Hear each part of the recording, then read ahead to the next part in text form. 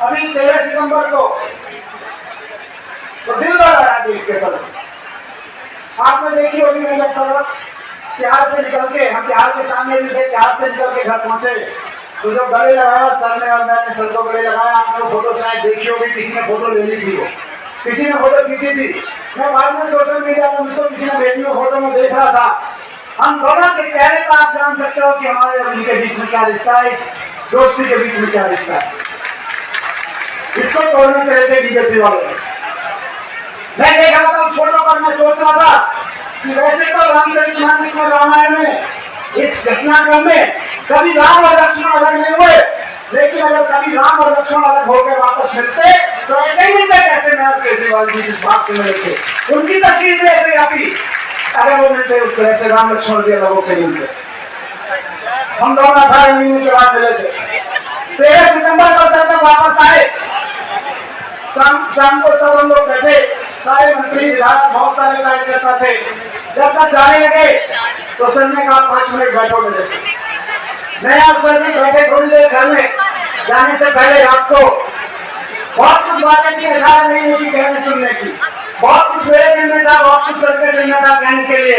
हमने बातें की, हमने चर्चा की कि किस तरह से 26 साल पहले परिवर्तन की लड़ाई शुरू की थी, किस तरह से हम दिल्ली विद्युत बोर्ड उस समय हुआ करता था, दलाल साहब जानते हैं, दिल्ली विद्युत बोर्ड हुआ करता था।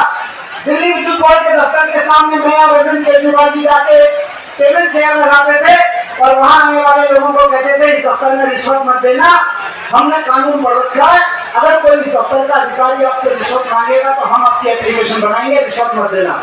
हम बैठ के दिन में 50-60 लोगों की एप्लीकेशन लिखवाते थे और वो लोग ऊपर जाके अपना काम करवाते थे।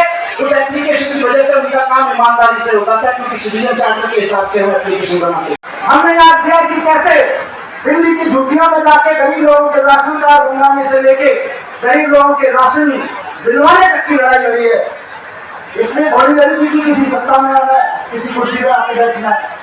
हमने याद किया कि किस तरह से राइट टू इन्फॉर्मेशन कानून बनवाया और जब देश में राइट टू इन्फॉर्मेशन कानून बना तो पूरे देश में घूम घूम के लोगों को राइट टू इन्फॉर्मेशन के बारे में बताया, लोगों की राइट टू इन्फॉर्मेशन की एप्लीकेशन फाइल करने में मदद की, लाखों लोगों की राइट टू इन्फॉर्मेशन की एप्लीकेशन फाइल करने में मदद करी, जिससे उनके काम ईमानदारी से हुए, जिससे वो भ्रष्टाचार से आम आदमी डर सका।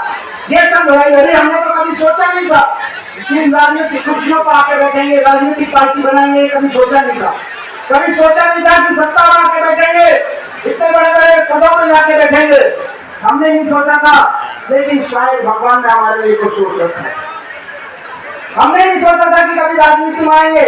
हम तो ईमानदारी और देशभक्ति का जज्बा लेके घर से निकले थे और थोड़ा काम कर रहे थे लोगों के लिए, लेकिन शायद भगवान ने कुछ सोच रखा था। भगवान के सोचे हुए के मुताबिक, भगवान के दिए हुए के मुताबिक मुख्यमंत्री बने, मैं मंत्री बना, दिल्ली में काम किया, लोगों के स्कूल बनवाए, अस्पताल बनवाए, यूनिवर्सिटीज बनवाई बच्चों के लिए, स्टूडेंट्स के लिए, ईमानदारी से काम किया। दिल्ली का बजट 30,000 करोड़ से बढ़ के 75,000 करोड़ रुपए पहुंचा दिया ईमानदारी से काम करते हुए। और जब दिल्ली का बजट बढ़ा तो उस बजट से जो पैसा मिला, सर ने कहा कि दिल्ली के लोग टैक्स दे रहे हैं, ईमानदारी से टैक्स इकट्ठा हो रहा है, अब इसको वापस जनता को देंगे तो बिजली फ्री हो गई, पानी फ्री हो गया, बस यात्राएं फ्री हो गई, तीर्थ यात्राएं फ्री हो गई, अनऑथराइज्ड कॉलोनियों में, मोहल्ला में इतनी सारी सड़कें बन गई, इतनी सारी बसें आ गई जो कभी नहीं आई, 24 घंटे बिजली आने लगी। क्यों? क्योंकि ईमानदारी से काम किया और देशभक्ति से काम किया।